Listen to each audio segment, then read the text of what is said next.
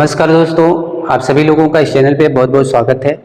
आज हम लोग घातांक और करड़ी के बारे में पढ़ेंगे और आज आप लोगों को घातांक और करड़ी में बहुत ही इसके जो जितने भी फॉर्मूले होते हैं, जो इसके रूल होते हैं, उन सब के बारे में आज चर्चा करेंगे। और ये भी चैप्टर बहुत ही इम्पोर्टेंट है परीक्षा के व्यू से, क्योंकि इसको और अलजेब्रा दोनों को मिलाकर एक साथ सवाल बनते हैं तो बहुत ही कठिनाई होती है लगाने में। तो आप आज की क्लास को स्किप मत करिएगा, पूरा देखिएगा, क्योंकि आज घातांक और करड़ी का जो भी सारे नियम हैं उन सब का मैं आज चर्चा करने वाला हूँ, ठीक है ना। तो यदि आप स्किप कर जाएंगे तो हो सकता है आपका कोई नियम मिस हो जाएगा, तो ध्यान रहे, अगर आपको सीखना है तो पूरी वीडियो देखिएगा। चलते हैं अपनी वीडियो की ओर, लेकिन आपसे एक गुजारिश है कि यदि आपको ये वीडियो पसंद आती है, आपको समझ में आता है, आपको लाभ मिलता है, तो यार कंजूसी मत करिए, लाइक और शेयर कर दिया करें आप लोग, और इस चैनल को भी सब्सक्राइब कर लीजिए और बेल आइकन दबाना मत भूलिएगा, क्योंकि जो भी मैं वीडियो अपलोड करूंगा उसका नोटिफिकेशन आपको मिल जाएगा, ठीक है। तो चलें आज की वीडियो शुरू करते हैं। तो देखें, आज हम जो पढ़ने वाले हैं वो है आपका घातांक और करड़ी। बात समझ में आ रहा है? क्या पढ़ने वाले हैं? घातांक और करड़ी, ठीक है ना।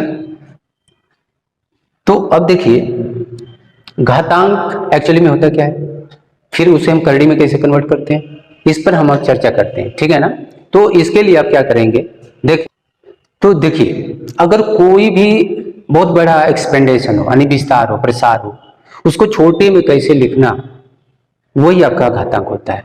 एग्जाम्पल के तौर पे अगर हम समझें कि अगर मान लीजिए x गुणे एक्स गुणे एक्स गुणे एक्स, और ये जो है कि n बार तक गुणा किया गया, बात समझ रहे हैं। तो अब इस बात को हम छोटे में कैसे लिखेंगे, यही घातांक कहलाता है। बात समझ में आया? अब चूंकि 2 का हम 100 बार गुणा करने को कह दें, तो अब 2 गुणे 100 बार लिखेंगे तो टाइम भी लगेगा और बहुत लंबा हो गया ना। उसी को छोटा में हम कैसे लिख सकते हैं, इसी मेथड का, इसी प्रोसेस का नाम घातांक है। बात समझ में आ गया? तो देखो, इसको हम छोटे में x का गुणा हो रहा है तो x लिखें, और 1 2 3 4 कई बार हो रहा है, n बार, तो ये n यहाँ पावर दे देते हैं। बात समझ में आया?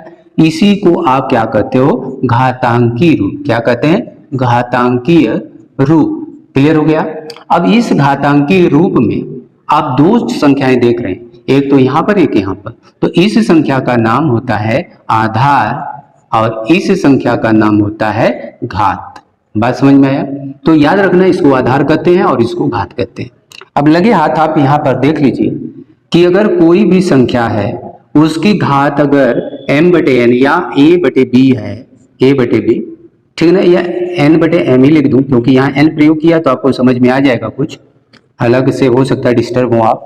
तो अगर कोई संख्या है, अब उसकी घात ऐसे बट्टे में है, पूरी नहीं है, तो आप इसको करड़ी में लिखना हो तो ये संख्या आप लिखेंगे और इसकी ये जो घात होती है वही देंगे, x⁴n। लेकिन जो बटे m होता है ना, उसको बस यहाँ लिख देते हैं, ये आपका करड़ी रूप हो जाता है। क्या हो जाता है आपका?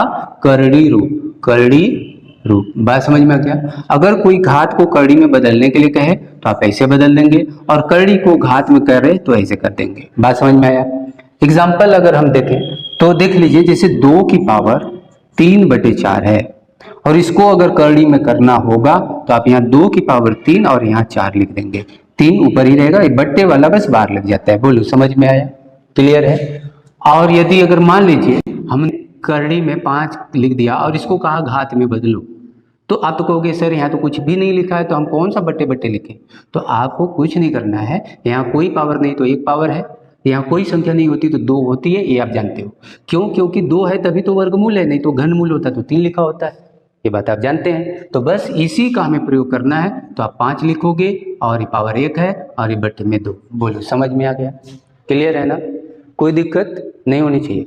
एक एग्जाम्पल और ले लेते हैं हम, जैसे 5 करड़ी में 3 है और यहाँ पे 4 दे दिया, तो आप लिखेंगे 5 की घाते 3/4। बोलो, अब तो कोई भी डाउट नहीं रहना चाहिए, समझ में आ गया होगा, ठीक है। तो आगे इसके नियमों को देख लेते हैं। तो देखिए दोस्तों, इसका जो पहला नियम हम लेते हैं, तो पहला नियम अगर मान लीजिए x घाते m है और गुणे में x घाते n है, तो हम उसे क्या लिख सकते हैं, x घाते m + n। मीन्स कहने का क्या अर्थ हुआ, अगर 2 संख्याएं हैं जिनका आधार एक हो लेकिन घात अलग अलग हो और उसका अगर गुणा करना हो तो क्या आएगा, तो हम घात को जोड़ लेते हैं। बात समझ में आया। अब देख लीजिए, जैसे मैं अगर 2 की पावर 3 गुणे 2 की पावर 4 कर दूं तो यहाँ 2 की पावर 7 हो जाएगा। ठीक है ना। याद रखना, यहाँ पर प्लस डाल दिया तो आप ऐसे नहीं कर सकते। ये 8 हो गया, ये 16, 16 8 24, यहाँ 24 लिखना पड़ेगा। तो ध्यान रहे, ये नियम केवल गुणा पे होता है कि गुणा में घाते जुटेंगे। ठीक है ना। तो दूसरा इसका नियम हम देख लेते हैं। दूसरा सेम है कि m है लेकिन अब गुणा की जगह भाग हो जाए तब क्या होगा, तो भाग में यही घातों को आप घटा लेते हो। ठीक है ना।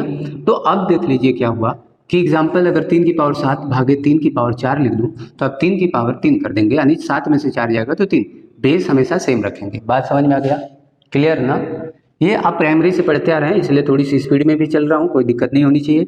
अब देखिए तीसरा नियम क्या होता है, यदि x की पावर m है, उसकी पावर n है, उसकी भी पावर p है और भी पावर होता तो आप x की पावर m गुणे n गुणे p और कर लेते आगे तक। ठीक है ना। बात समझ में आ रहा है। तो आपको एग्जाम्पल अगर देखा जाए 2 की घाते 3 है, उसकी घाते 4 है, तो आप 2 की घाते 3 चौको 12 लिख देंगे। बोलो समझ में आया। घात 2 की घाते 3 है और इसकी घात 4 है तो 2 की घाते 3 चौको 12 हो गया। लेकिन याद रखिए यही सवाल अगर होता 2 की घाते 3 की घाते 4। अब देखिए ये घात का घात है लेकिन ये 3 का घात है। बात समझ में आ रहा है। तो यहाँ पर आप क्या करेंगे, यहाँ पर 2 की घाते 3 की घाते 4 कितना होता है 81, तो 3 की घाते 4 81, यानी 2 की घाते आप 81 लिख देंगे। बात समझ में आ गया, क्लियर समझ में आ रहा है ना, कोई दिक्कत नहीं होनी चाहिए। ठीक है ना। चले अब आगे देखते हैं, अगला नियम देख लेते हैं इसका। तो अब देखिए चौथा जो इसका नियम होगा कि अगर मान लीजिए कि कोई संख्या है और उसकी पावर नेगेटिव दे दिया, x की घाते -n लिख दिया। ठीक है ना। तब क्या करोगे, तब आप 1/, में बस उसी संख्या को लिख दोगे और माइनस को हटा दोगे। समझ में आ गया। और ये भी याद रखना कि जब ये इसे प्लस में हो तो ऊपर जाएगा तो माइनस हो जाएगा। बात समझिएगा। ये ऐसा नहीं कि भाई इधर से याद रहे और इधर से आप भूल जाओ, क्योंकि देखिए अगर मैं 2 की पावर -3 लिखता हूँ तो आप 1/2 की पावर 3 लिख देंगे। यहाँ तक तो ठीक है ना, समझ में आ रहा है, ज़्यादा छोटा तो नहीं हो रहा है। जैसे 2 की घाते 3 है माइनस में, तो आप 1/2 की घाते 3 लिख देंगे, ये माइनस हटा दिए प्लस हो गया। ठीक है ना। अब क्या करोगे कि ये जानते हो कि 1/2 की घाते 3 कितना होता है 8 हो जाएगा। समझ में आया। लेकिन अगर मैं कहूँ 1/2 की घाते 4 है, ठीक है ना, या -4 है, तब ये क्या होगा, तब ये 2 की घाते 4 हो जाएगा, क्योंकि ये नीचे माइनस था ऊपर जाएगा तो प्लस हो जाएगा। तो इसी का उल्टा है, अगर माइनस से प्लस में करना है तो बटे में कर दीजिए, अगर बटे में माइनस है प्लस करना है तो उसे उल्टा कर दीजिए। कहने का अर्थ क्या हुआ बाबू कि ये बटे 1 लिख सकते हैं ना, तो बस इसी को उल्टा कर दीजिए, माइनस का प्लस हो जाएगा, प्लस का माइनस हो जाएगा। ये अब था उल्टा हो गया तो ये माइनस प्लस हो गया, ये था उल्टा हो गया तो माइनस था प्लस हो गया। बात समझ गए ना, कोई दिक्कत नहीं होनी चाहिए। अब देखें अगला है कि अगर a/b, जो देखो यही बता रहा था ना बटे 1 डालकर, a/b की पावर -n है तो हम इसे b/a की पावर n लिख सकते हैं। यही है फुल। ठीक है ना, क्लियर है, समझ में आ रहा है। देख लीजिए फिर, तो अब एग्जाम्पल है जैसे 2/3 है, इसके पावर अगर -4 लिखूं तो अब 3/2 की पावर 4 लिख सकते हैं, और 3 की पावर 4 81 होता है, 2 की पावर 4 कितना होता है 16 होता है। तो आप ऐसे में इसे लिख सकते हैं। उम्मीद करूंगा ये समझ में आप लोगों को आ रहा होगा। ठीक है ना। अब अगला जो नियम है इसका उसे देख लीजिए। जैसे किसी की पावर अगर 0 है तो उसकी वैल्यू क्या आती है 1। बात समझ में आया। अगर कोई भी संख्या है उसका पावर अगर 0 आप लिख दिए तो उसकी वैल्यू केवल 1 हो जाएगी। कहने का अर्थ अगर 2 लिख रहे हैं तो भी उसका पावर 1 होगा, 100 लिख रहे हैं पावर 0 है तो भी उसकी वैल्यू 1 होगी। आप कुछ भी लिख दीजिए, कुछ भी लिख दीजिए, पावर 0 डाल दीजिए, वैल्यू 1। बात समझ में आ गया, क्लियर है ना, कोई भी दिक्कत नहीं होनी चाहिए। तो आगे चलते हैं और नियमों को देखते हैं। तो अब देखिए इसका जो अगला नियम आपका होगा उसे, अगर मान लीजिए x की पावर m है और y की पावर भी m हो जाए तो क्या करेंगे। अब देखिए इसके पहले क्या था, आपका बेस 1 था, दोनों जगह x था लेकिन पावर अलग थी, m और n था। लेकिन यहाँ पर बेस अलग अलग हो गया लेकिन पावर सेम है, तो क्या करोगे x y का गुणा कर लोगे और पावर m दे दोगे। बात समझ में आया। जैसे अगर 3 की पावर 4 है और 3 की पावर 5 है तो 3 की पावर 20 लिख देंगे। बात समझ में आया। और इस नियम का प्रयोग हम देखिए जो आपका एलजेब्रा वाले सवाल होते हैं ना उसमें इसका प्रयोग किया जाता है, ठीक है ना, ध्यान रखिएगा। और ध्यान कहने का अर्थ क्या हुआ, जैसे करड़ी में वहाँ 12 दे देता तो आप इसको क्या लिख सकते हो, करड़ी में 3 गुणे करड़ी में 4 लिख सकते हैं ना। अभी क्यों लिख सकते हैं, तो यही नियम है जो बता रहा है कि अगर पावर सेम है, बेस अलग अलग हैं, तो आप इनका गुणा कर सकते हैं, ठीक है ना। कैसे, अब देख लो 3 की पावर क्या है, 1/2 ही तो है, और ये 4 की पावर क्या है, 1/2 है। पावर सेम हो गई ना, बेस अलग अलग हो गया ना, तो आपने क्या सीखा, बेस का गुणा कर देते तो 3 चौको 12 की पावर 1/2, और 12 का 1/2 ये क्या होता है, कड़ी में 12 ही तो होता है। बोलो समझ में आया, क्लियर, बात समझ में आ गई। तो ये नियम आप याद रखिएगा। अब कुछ अलग नियम देख लेते हैं, जैसे में आप देख लीजिए अगला नियम हमारा कि अगर करड़ी में कोई संख्या x है, फिर करड़ी में x है, फिर करड़ी में x है, फिर करड़ी में x है, और ये अनंत गई है, ठीक है ना, ये जो सीरीज है ये अनंत गई है, तो इसका जो मान होगा, वैल्यू होगा, वो क्या होगा, तो वो x ही होगा, ठीक है ना। अब इसे लगाने की तो कोई आवश्यकता नहीं आपको कि कैसे आता है। अगर लगाना चाहें तो आप क्या करिएगा, दोनों साइड इधर y ले लीजिएगा कि y बराबर ये दिया है, तो दोनों साइड वर्ग करेंगे, और वर्ग करेंगे तो आपका y² बराबर ये x फिर y मिल जाएगा, कॉमन लेंगे, फैक्टर गुणनखंड का नियम लगाएंगे, आ जाएगा, ठीक है ना। तो ऐसे आप हल कर सकते हैं, लेकिन यहाँ बताना जरूरी नहीं समझ रहा हूँ, तो इसलिए आप बस इतना सीख लीजिए, ठीक है ना, कि इतना का वैल्यू केवल इतना ही x ही होगा। अब एग्जाम्पल अगर आप देखना चाहें तो एग्जाम्पल में अगर मान लीजिए मैं लिखूँ करड़ी में 5, करड़ी में 5, करड़ी में 5, करड़ी में 5, यानी करड़ी के अंदर एक सब करड़ी है, याद रखिएगा, ऐसा नहीं कि सब अलग अलग है, करड़ी के अंदर करड़ी है, ठीक है ना। तो इसकी वैल्यू ये अनंत तक जा रहा है, तो वैल्यू क्या होगा, तो आप कहोगे जी 5 होगा, ठीक है ना। जैसे और एग्जाम्पल अगर लेकर देख लो कि करड़ी में अगर 7 है, फिर करड़ी में 7 है, फिर करड़ी में 7 है, फिर ये भी अनंत गया, तो इसकी वैल्यू कितनी आएगी, तो आप कहोगे जी 7 आएगा। बात समझ में आ गया, अब तो कोई दिक्कत नहीं होनी चाहिए। अब आगे देखते हैं, ठीक है ना। आगे जो आपका नियम है आपका कि अगर करड़ी में x हो, प्लस करड़ी में x हो, प्लस करड़ी में x हो, और ये भी अनंत जाए, ठीक है ना, कहाँ तक, अनंत जाए, तो इसका आंसर क्या होगा, ठीक है, बात समझ में आ रहा है। तो अब इसको देख लीजिए कि जो ये x है ना, इसको आप ऐसा गुणनखंड करो, बात समझ में आ रहा है, कि ये कंजेक्टिव हो, यानी m+1 यहाँ होना चाहिए, मतलब इन दोनों में बस एक का अंतर हो, बात समझ में, एक ही का अंतर हो, मतलब एक 4 हो तो 5 हो, 5 है तो 6 हो, 7 है तो 8 हो, बात समझ रहे हैं ना। ऐसा कोई गुणनखंड x का आपको करना पड़ेगा, ठीक है ना। ऐसे समझ में आएगा नहीं, एग्जाम्पल लेंगे समझ जाएंगे आप लोग।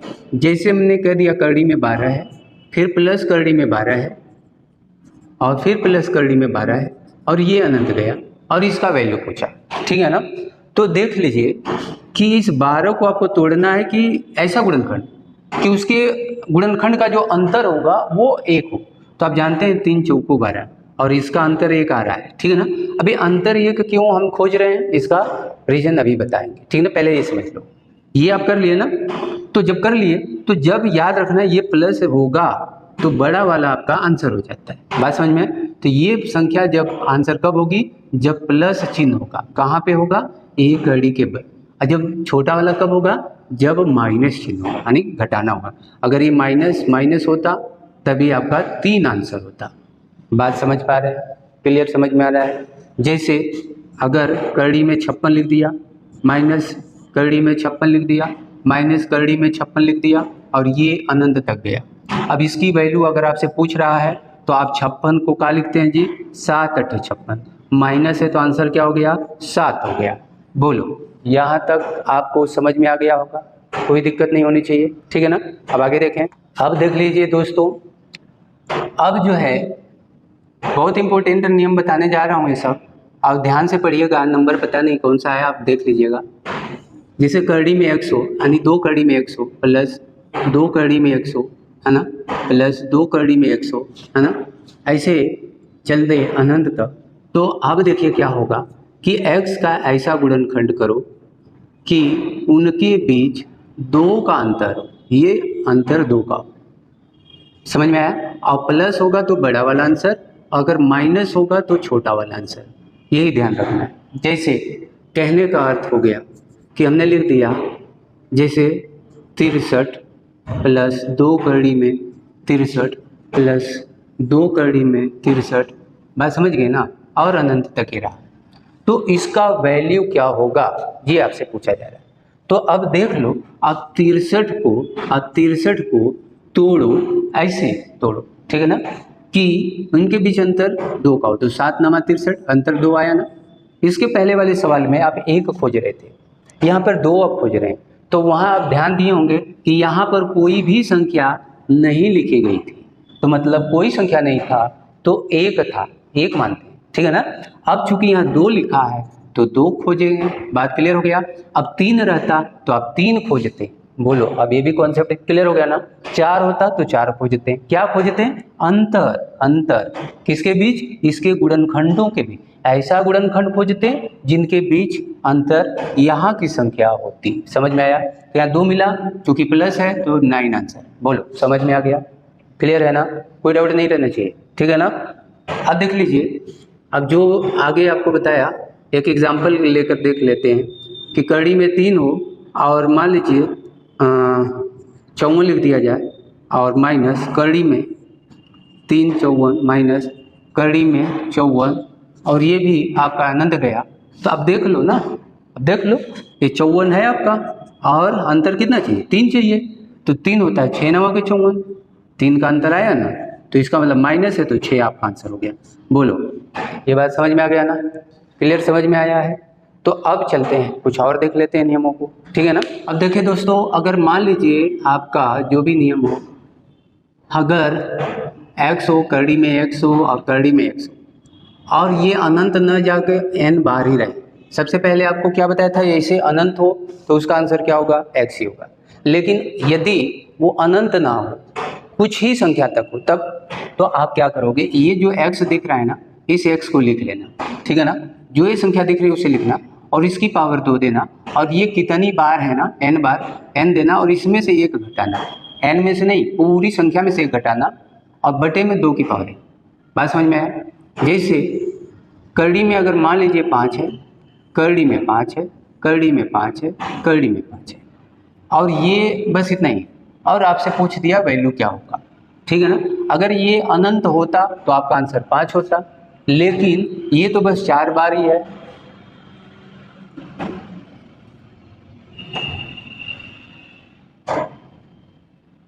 लेकिन ये 4 बार है, तो आप 5 की पावर क्या करोगे, 1 2 3 4 है, तो पहले तो 2 दोगे, 2 की पावर 4 लिख दोगे, और इसमें से घटा के बटे में 2 की पावर 4। बोलो समझ में आया, जितना है वो 2 की पावर 4 हो जाएगा। बात समझ में आ रहा है। अभी 2 की पावर 4 क्यों, यह भी तो सवाल होना चाहिए कि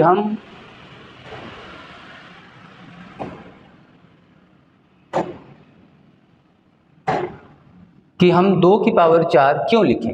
तो 2 की पावर 4 हम इसलिए लिखेंगे क्योंकि यहाँ कुछ नहीं तो 2 है, अगर 3 होता तो 3 लिखते, 4 होता 4 लिखते, 5 होता 5 लिखते। बात क्लियर हो गया होगा। तो अब देख लो, ये 5 की पावर 16 में से गया तो 15, और ये हो गया 16, तो 5 की पावर क्या हो गया, 15/16 आपका आंसर हो गया। तो उम्मीद करूंगा ये बात समझ में आ गया होगा, ठीक है ना। कुछ और देख लेते हैं हम लोग नियम। एग्जाम्पल तो अब देने की आवश्यकता नहीं है, सवाल हम और आगे करेंगे तो समझ में आएंगे। एक नियम और देख लेते हैं। यदि मान लीजिए आपको ये प्लस 2√√b हो और इसका आपको बताना हो वैल्यू क्या होगा, ठीक है ना।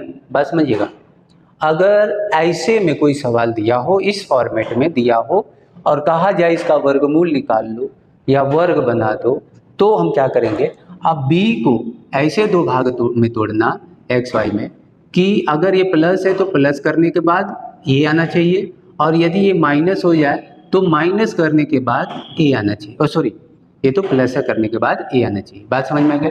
दोनों कंडीशनों में यहाँ पर ए आना चाहिए जोड़ने पर, ठीक है ना। लेकिन आंसर में आप क्या लिखोगे कि जो x होगा, ये पहले वाले का आंसर बता रहा हूँ, x और प्लस y होगा, उसे बस करड़ी में लगा देना और होल स्क्वायर डाल देना, ठीक है ना। और इस दूसरे के लिए आंसर क्या होगा कि करड़ी में x लेना और यहाँ माइनस y करना। क्यों करना, क्योंकि माइनस के लिए बस यहाँ माइनस डालोगे, प्लस के लिए यहाँ प्लस डालोगे। ये बात समझ में आया, नहीं समझ में आया होगा। चलो हम एक एग्जाम्पल लेते हैं। जैसे मैं लिख दूँ 7 + 2 करड़ी में 6। अब इसका वर्गमूल बताओ, इसका वर्गमूल बताओ। क्योंकि ये घातांक और अलजेब्रा दोनों मिलाकर है, मैं घातांक में ही बता दे रहा हूँ क्योंकि ये अलजेब्रा का पार्ट है, फिर भी घातांक में आता है इसलिए इसको आपको बता दे रहा हूँ, ठीक है ना। बाकी हम अलजेब्रा में सीखेंगे। तो देखें, अब 6 को ऐसा तोड़ो कि जोड़ने पे क्या आना चाहिए 7। तो आप जानते हो 6 कम 6, तो बस अब क्या करना है, कुछ नहीं, बस इसी पर टोपी लगाना है। ये प्लस है तो प्लस डाल दो यहाँ पे, यही आपका आंसर हो गया। मतलब कड़ी में 6 + 1, ये आंसर हो गया। कुछ भी नहीं करना था, बात समझ में आ गया। अगर मान लीजिए हम ऐसे लिख देते, सवाल होता कि 8 है और +2 कड़ी में 15 है। अब इसका है तो इसको तोड़ो, तो आप जानते हैं 5 3 15 होता है, और जब जोड़ने पर 8 हो गया, तो अगर मान लीजिए यहाँ माइनस होता तो आपको कुछ नहीं करना है, ये 5 और 3 तो लिखना है, करड़ी लगा देना है, माइनस डाल देना है, ये आपका आंसर हो गया। बात समझ गए, इसका ये वर्गमूल आ गया। क्लियर है ना। तो उम्मीद करूँगा कि आज की वीडियो से आप लोग बहुत कुछ सीखे होंगे। बाकी हम अगली वीडियो में देखेंगे। आज के लिए इतना ही रखते हैं, फिर मिलते हैं अगली वीडियो में कुछ नए नियमों के साथ, कुछ नए सवालों के साथ। तब तक के लिए नमस्कार।